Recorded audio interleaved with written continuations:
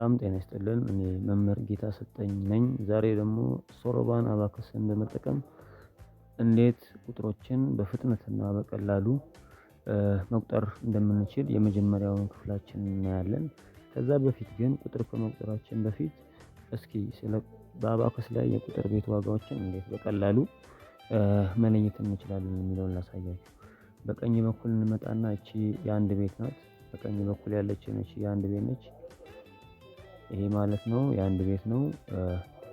የአስር ቤት የመቶ ቤት የሺህ ቤት እያለ እየጨመረ ይመጣል ማለት ነው። እሺ ቁጥር እንጀምር። ይሄ አንድ ነው።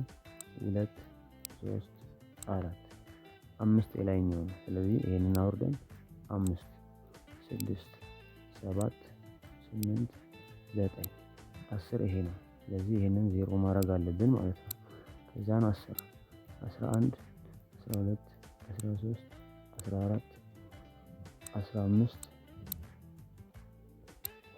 አስራ አምስት አስራ ስድስት አስራ ሰባት አስራ ስምንት አስራ ዘጠኝ ሃያ ይኸው ሃያ አንድ ሃያ ሁለት ሃያ ሶስት ሃያ አራት ሃያ አምስት ሃያ ስድስት ሃያ ሰባት ሃያ ስምንት ሃያ ዘጠኝ ሰላሳ ሰላሳ አንድ ሰላሳ ሁለት ሰላሳ ሶስት ሰላሳ አራት ሰላሳ አምስት ሰላሳ ስድስት ሰላሳ ሰባት ሰላሳ ስምንት ሰላሳ ዘጠኝ አርባ አርባ አንድ አርባ ሁለት አርባ ሶስት አርባ አራት አርባ አምስት አርባ ስድስት አርባ ሰባት አርባ ስምንት አርባ ዘጠኝ እሺ ቀጣይ ከዚያ ይሄ 49 ነው።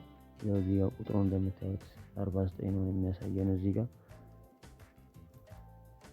ቁጥሩ የሚያሳየን 49 ነው። 50 ነች። ስለዚህ እነዚህን ሁሉንም መመለስ አለብን። ከዛ 50 ላይ ነው 51 ማለት ስፈልግ እንደዚህ እጨምራለሁ ማለት ነው።